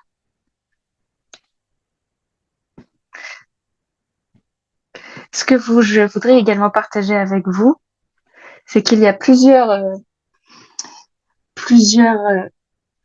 groupes de jeunesse qui ont travaillé sur différents webinaires. On a travaillé, on a mis en place une soumission ensemble sur les options pour une meilleure cohérence des politiques et notamment un éventuel programme de travail commun sur les conventions de Rio. Et ce document est très complet. Il est divisé en 3 parties que vous pouvez voir à l'écran. La première partie, c'est les défis et les lacunes en matière de cohérence politique. Il est important que nous puissions visualiser les impacts négatifs que l'action climatique pourrait avoir, vont avoir ou ont déjà sur la biodiversité et les personnes. Si l'on parle par exemple aussi on y parle également des incohérences institutionnelles et des données. Et il est important d'avoir plus d'informations sur les données. L'une des choses que l'on a remarqué en travaillant avec des gouvernements, c'est que tout le monde ne connaît pas cette convention et les responsabilités qu'ils ont par rapport à cette convention et pour toutes les conventions en général. Et ça, c'est un défi. Et c'est un défi d'entrer en contact avec eux et de leur expliquer la portée et de leur expliquer l'importance que cela a sur le niveau international, mais aussi au niveau local. Et donc, il est important de savoir, de connaître ces quatre. Mais donc, ça c'est la première chose, mais aussi parfois, en fait, ils n'ont pas de données sur lesquelles travailler, ou les données remontent jusqu'à 20 ans en arrière. Et donc, lorsqu'on leur essaie de la faire réfléchir à des projets dans ces conventions, ils n'ont pas de données, ils n'ont pas de ressources à mettre en œuvre pour voir comment mettre cela en œuvre sur les territoires, parce qu'ils n'ont pas de données sur lesquelles se baser pour commencer. On voit aussi qu'il y a un mauvais alignement du secteur privé. C'est quelque chose qu'on étudie dans ce document. Beaucoup d'entités du secteur privé voudraient faire des choses, mais ne savent pas quoi faire. Ou parfois, ces secteurs privés ne sont pas alignés avec ce qui est mis dans le cadre. Et aussi, il y a des manques de financement. Et donc, après avoir parlé des défis et des lacunes en matière de cohérence politique, on parle des opportunités pour la cohérence politique. Et donc, ce n'est pas la première fois que l'on parle de l'alignement des conventions de Rio. Et donc, il est important de consolider ce qui existe déjà et donc de renforcer les initiatives et les plateformes existantes. Et donc, il est important de participer avec les détenteurs de droits et de promouvoir un meilleur alignement des politiques entre les différents cadres des conventions, développer un cadre complet d'évaluation des impacts et aussi harmoniser le suivi et les rapports. Et la troisième partie, c'était des considérations sur les prochaines étapes. Donc, on a parlé de programmes joints, par exemple. Parmi les résultats que l'on a eu de ces documents, c'était vraiment de mettre en place des mécanismes collaboratifs de mise en œuvre et aussi de promouvoir la justice climatique qui soit menée par la jeunesse et favoriser aussi l'équité intergénérationnelle et aussi de soutenir la mise en œuvre d'actions d'actions et d'initiatives qui soient basées sur des preuves. Donc voilà, vous pourrez consulter le document qui est très complet sur ces différents sujets. Donc voilà, je voudrais qu'on se concentre sur les recommandations qui pourront du coup nous aider à mettre en œuvre ces opportunités qu'on a identifiées. Et donc on a plusieurs points et on a mis en avant ces 3 points. Donc le premier point, c'est la participation des détenteurs et des cas locaux. Donc lorsque l'on parle de la participation des détenteurs de droits, cela veut dire reconnaître, par exemple, pour commencer, que la jeunesse est un détenteur de droits. Et cette reconnaissance devrait s'accompagner d'un rôle légitime dans la conception et la participation à la prise de décision et politique et l'accès à ces espaces-là.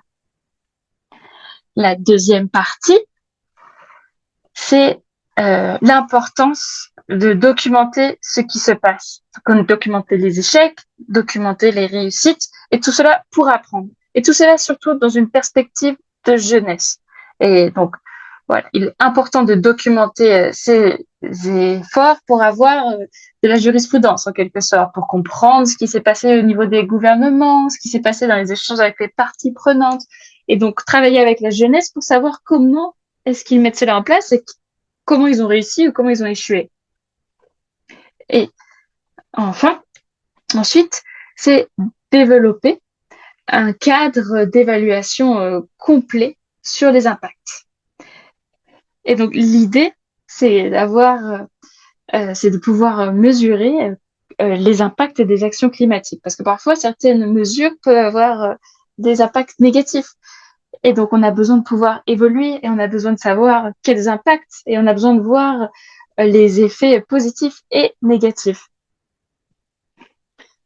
Et cela pourrait garantir que et pour tout ça pour garantir que les actions que l'on mène aujourd'hui ne vont pas compromettre les générations à venir.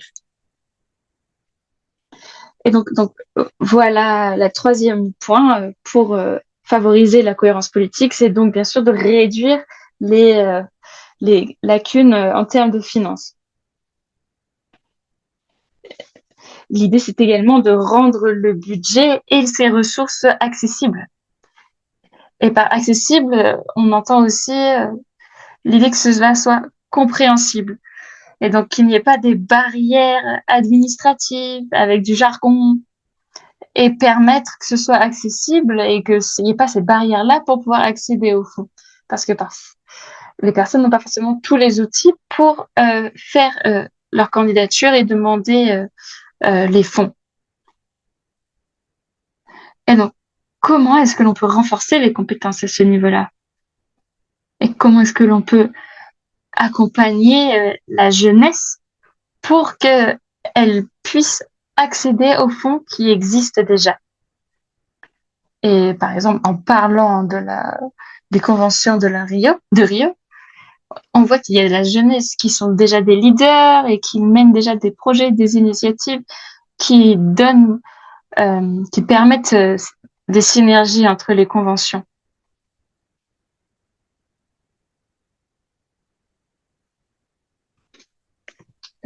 Pour finir, nous avons des considérations pour un éventuel programme de travail joint et commun des conventions de Rio.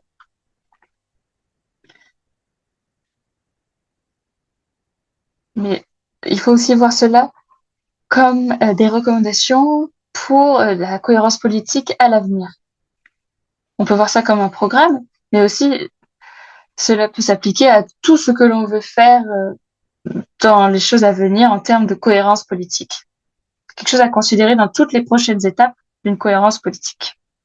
Et là, il y a 3 points qui sont en lien avec les points que j'ai mentionnés précédemment, mais ils se concentrent sur des choses spécifiques. Donc, le premier, c'est intégrer des garanties et des approches fondées sur les droits humains. Et cela a trait avec la façon dont nous allons faire face aux impacts négatifs des choses avec lesquelles nous faisons déjà face. Et l'idée, c'est aussi de pouvoir prévenir les effets néfastes et s'assurer que les droits des générations futures ne soient pas mis en danger. Et donc, il est important de développer ces garanties et de les mettre en œuvre et de les suivre au cours du temps et pas simplement au début de leur mise en œuvre. Il faut garder ce suivi à travers de l'entièreté du projet ou de l'entièreté de ce que l'on souhaite mettre en œuvre.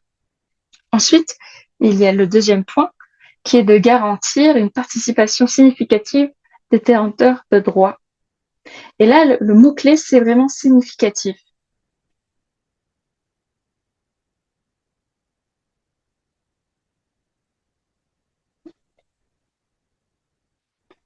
Nous avons vu plusieurs types d'idées sur l'inclusion de la jeunesse dans la gouvernance et dans des exercices participatifs, mais on doit garantir que ce ne soit pas juste démonstratif, tokenisé, et on doit vraiment garantir que cette participation soit significative. Et comment est-ce qu'on peut voir que la participation est significative? Eh ben, on peut le voir. On peut parler de participation significative lorsque les voix de la jeunesse peuvent vraiment changer les décisions, influer les résultats. Et aussi, par exemple, lorsque les initiatives pour l'inclusion de la jeunesse soutiennent une participation appropriée. Parce que dans la jeunesse, il y a de la diversité aussi. Et donc, comment est-ce que l'on peut représenter cette diversité de la jeunesse lorsque vous mettez en place des projets de participation et finalement, c'est favoriser et aussi, pour finaliser, pour garantir cette signification, le fait que la participation soit significative, c'est de garantir qu'elle soit sur le long cours. Il ne s'agit pas simplement d'inclure la voix de la jeunesse sur tel document ou telle négociation. L'idée, c'est de pouvoir mettre en place une collaboration au long cours pour que ce soit significatif et qu'elle soit durable. Et d'ailleurs, cette durabilité, c'est l'un des principes que l'on défend. Et pour finir, le dernier point se concentre principalement sur l'équité intergénérationnelle et la justice climatique menée par les jeunes. Et pour ce point-là, il y a 3 sous-points.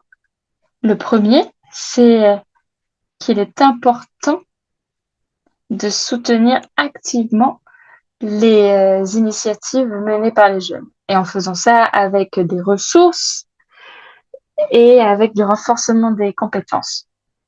On peut par exemple aussi collaborer et ouvrir des espaces pour que la jeunesse vienne y participer. Le deuxième point, c'est institutionnaliser l'éducation environnementale et notamment sur le climat, la biodiversité et le territoire. Et il faudrait faire ça à tous les niveaux académiques. Parce que l'idée, c'est de donner des compétences, renforcer des compétences et donner le pouvoir aux générations futures pour qu'ils puissent répondre aux crises socio-écologiques qui s'amènent.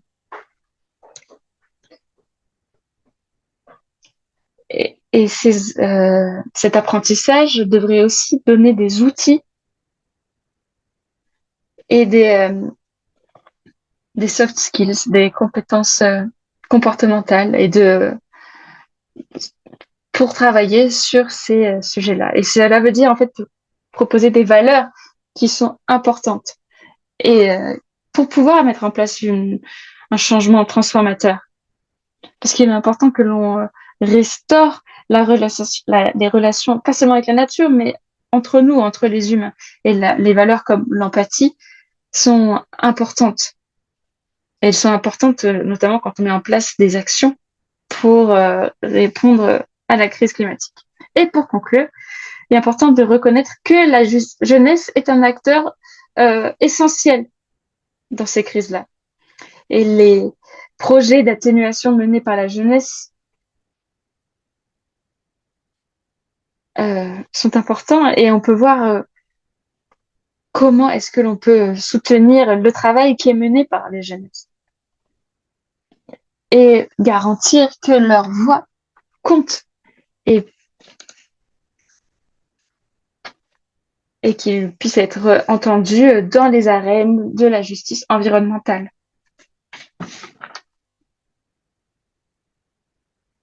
Et juste pour conclure rapidement, il est important que l'équité intergénérationnelle, ce n'est pas de la générosité, ce n'est pas juste un poids en plus. C'est important. C'est un droit.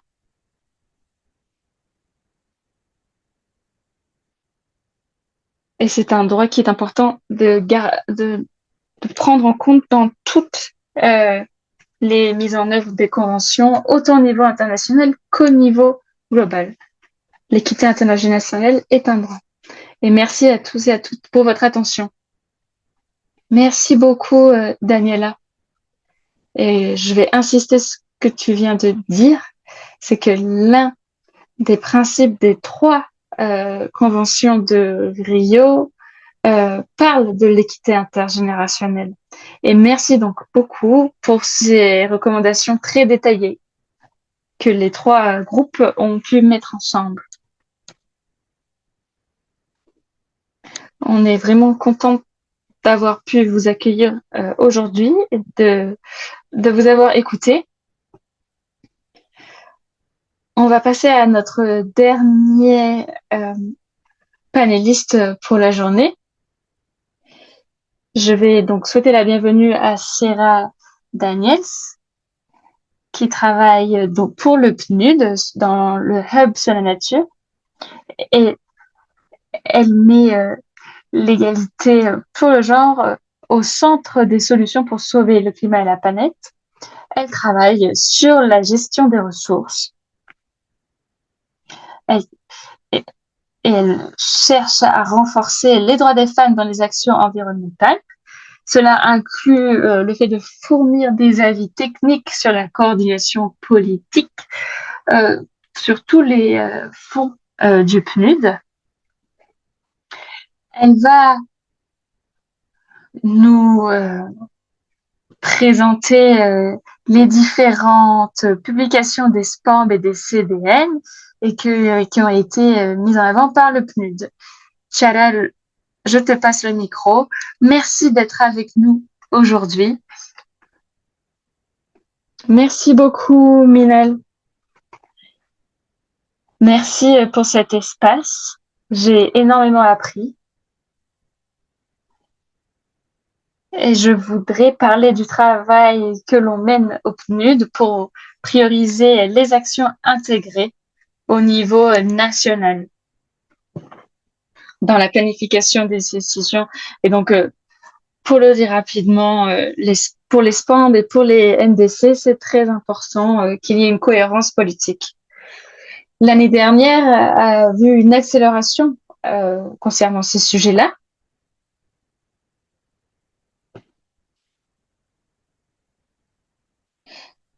Donc, nous avons travaillé sur l'égalité de genre et l'inclusion sociale. C'est vraiment un indicateur important et nous avons travaillé avec les pays pour consolider leur ambition à ce sujet-là sur leur contribution déterminée au niveau national et sur leur SPAMB, leur stratégie pour la biodiversité. On les a encouragés donc à prendre des ambitions plus élevées sur l'égalité en termes de genre et l'inclusion sociale. Et donc, nous avons travaillé avec différentes équipes. Et donc, en tant qu'institution, nous avons des chronologies spécifiques. Et ces chronologies se superposent pour remplir les SPAMB et les CND. Donc, les recommandations que nous avons mis en place peuvent être considérées à d'autres niveaux, sur d'autres dispositifs de planification environnementale au niveau national. Je sais que nous n'avons pas beaucoup de temps et je vais essayer d'aller rapidement. Donc, pour poser les bases de cette cohérence politique que l'on souhaite voir au PNUD, et je ne veux pas répéter trop de ce que nos collègues ont déjà dit, mais notre prémisse pour arriver à ce travail, c'était qu'il y a des normes sociales qui sont extrêmement discriminatoires et qu'il y a des déséquilibres de pouvoir qui affectent de façon aggravée les femmes, les jeunes et les peuples autochtones qui sont eux-mêmes d'ailleurs plus concernés et doublement touchés par les crises climatiques. Nous avons également, nous essayons d'éviter cette vision tunnel sur le carbone, comme l'a été mentionné avant. Ce que l'on dit au PNUD, c'est que la nature est notre allié principal pour combattre le changement climatique. Les solutions positives sur la nature peuvent nous apporter beaucoup et répondre à beaucoup de nos besoins pour capturer le carbone. Elles peuvent nous faire économiser beaucoup d'argent, ces solutions positives sur la nature, par rapport aux impacts du changement climatique. Donc voici les prémices avec lesquelles nous avons abordé ce travail. Et nous avons identifié 4 points d'entrée avec des recommandations et des actions liées. Donc si nous allons à la diapositive suivante.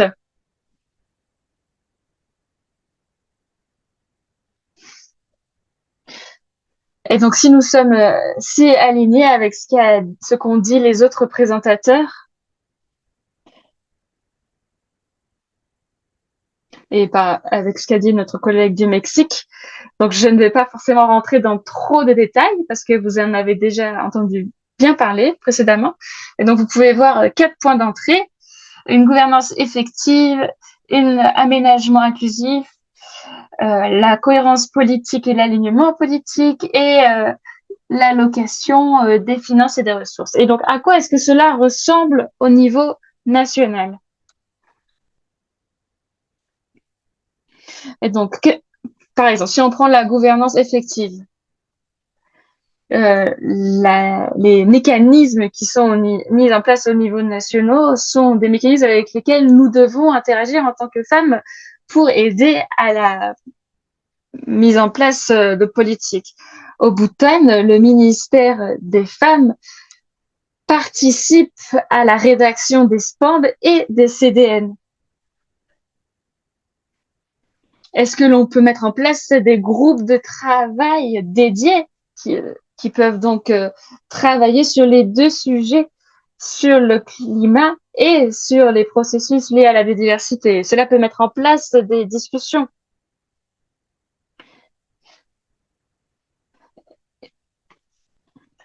Et donc, la récolte des données est très importante.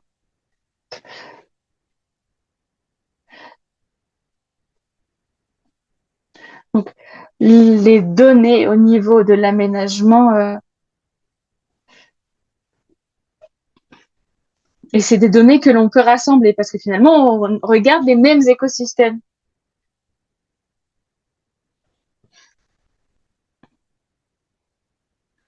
Le renforcement des compétences est très important, surtout au niveau local. Et il faut notamment inclure les connaissances autochtones parce que l'aménagement territorial est important et doit prendre en compte les compétences autochtones.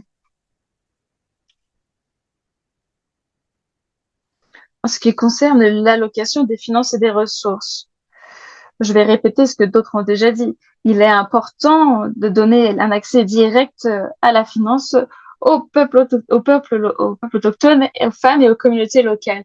Il est important.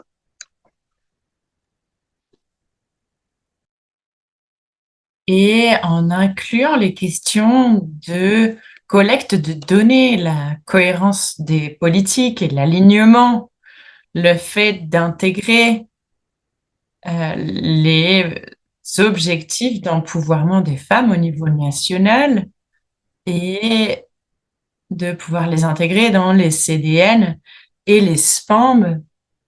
Il pourrait y avoir aussi plus d'actions de sensibilisation au niveau local.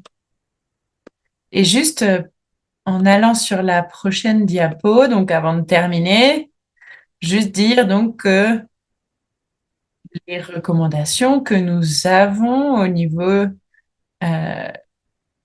de l'ONU, donc juste pour souligner quelques exemples, on a tout le travail mené en Jordanie avec un leadership incroyable lié donc au travail avec les communautés déplacées, les personnes en situation de handicap, euh, aussi une analyse sur les lacunes en matière de genre qui a été menée par le gouvernement. On a aussi le Bhoutan avec la Commission nationale sur les enfants et les femmes euh, qui soutient la participation dans le cadre des CDN et des SPAMB et qui fait des analyses de genre sur les secteurs clés et s'assure que leurs analyses sont donc très diffusées, partagées. On a aussi le Mexique qui promeut les savoirs autochtones et particulièrement ceux des femmes. Et on a aussi donc en Colombie la question du genre qui est très prise en compte dans les questions d'élaboration de CDN et dans les différentes régions de l'Amazonie et des Andes. Et il y a encore plus de bonnes pratiques à partager, mais je voudrais juste essayer d'être synthétique. Et on va partager donc sur le chat cette ressource qui est très ancrée et qui vient compléter de façon très intéressante ce qui a été partagé par d'autres personnes. Voilà, je vais m'arrêter là. Merci beaucoup. Merci beaucoup, Ciara. Et désolée sur les questions de temps. On pense que malgré tout, c'était très important de pouvoir entendre tout ce que tu avais à dire sur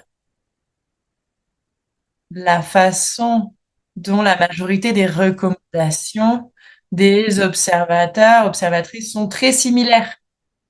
Donc, je pense que ce n'est pas un problème pour les États parties. Et on voit comment les synergies entre nos recommandations sont vraiment essentielles. Il y a aussi quelque chose qui fait écho tout au long de ce webinaire.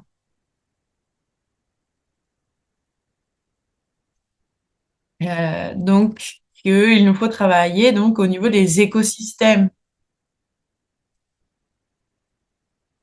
Et donc, il faut effectivement pouvoir travailler ensemble au niveau des pays pour créer des synergies entre les différents processus sur le climat, la dégradation des terres, la perte de biodiversité.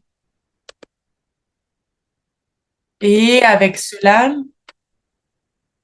je voudrais juste poser donc une question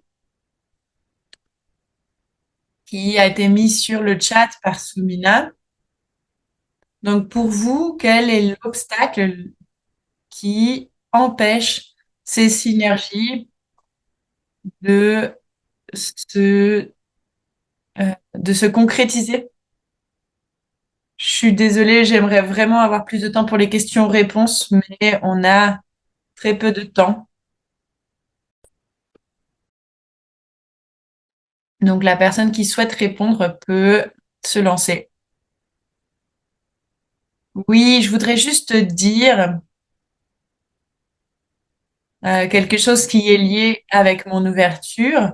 Il y a une transformation culturelle à amener dans les institutions parce qu'il y a différentes communautés de travail autour de chaque sujet, mais ça a été très difficile d'intégrer les différents sujets dans le travail de la diplomatie climatique.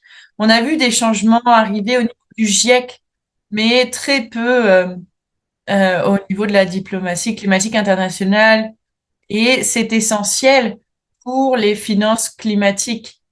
Il y a beaucoup de gens qui toquent à la porte et qui essayent de se faire entendre. On se demande toujours à quel point on va y arriver, mais la façon dont le régime du climat a été conçu euh, nous a amené à toutes ces fausses solutions technologiques. euh, et c'est de là que vient la vision très carbonée. Euh, et il y a peut-être des raisons qui nous permettent de comprendre pourquoi est-ce qu'on a fait ça à cette époque-là. Mais maintenant, il est temps d'avoir beaucoup plus d'ouverture dans la prise de décision sur le climat à tous les niveaux pour pouvoir aussi reconnaître comment donc les experts sur différents sujets peuvent intervenir. Et Daniela aussi a bien dit comment les personnes qui sont les moins affectées sont les experts sur le climat. Et donc, on voit comment les personnes les plus affectées peuvent avoir les meilleures idées en réalité. Et on a encore besoin d'avancer. On voit des ministres, des acteurs qui ont toujours réfléchi de façon fragmentée. On a donc besoin de processus qui soient intégrés et pouvoir reconnaître que les personnes qui ne travaillent pas seulement sur le climat sont aussi des personnes dont les perspectives sont importantes. Merci beaucoup, Morgera. Ciara, j'aimerais aussi te donner la parole parce que ton temps de présentation a été restreint. Oui, merci beaucoup. Je suis vraiment d'accord avec tout ce qui a été dit par la professeure Morgera. Donc, au niveau local, il n'y a pas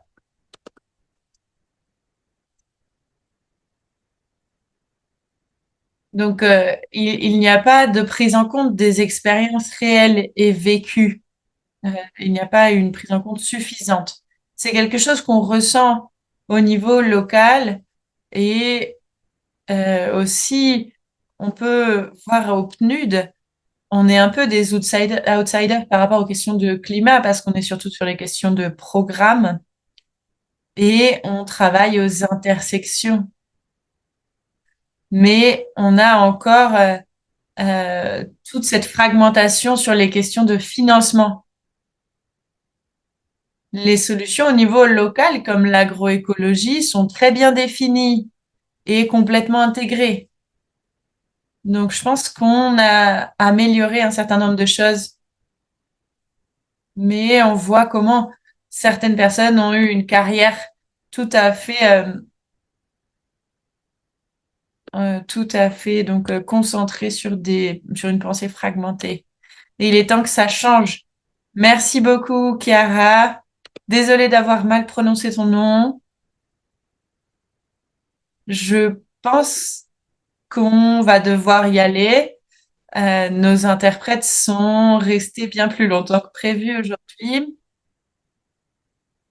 et nous sommes unis dans nos demandes et on va avec des propositions très unies au Substar. On espère que les États membres vont y prêter attention et la recommandation, c'est aussi pour les panélistes, les participants, de regarder les recommandations et aussi les représentants des caucus, vous invitez donc à donc amener les recommandations qui ont été formulées ici au Substar.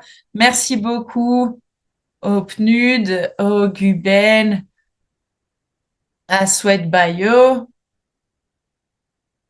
Merci beaucoup à ONU Femmes d'avoir hébergé ce webinaire avec nous. On a hâte de vous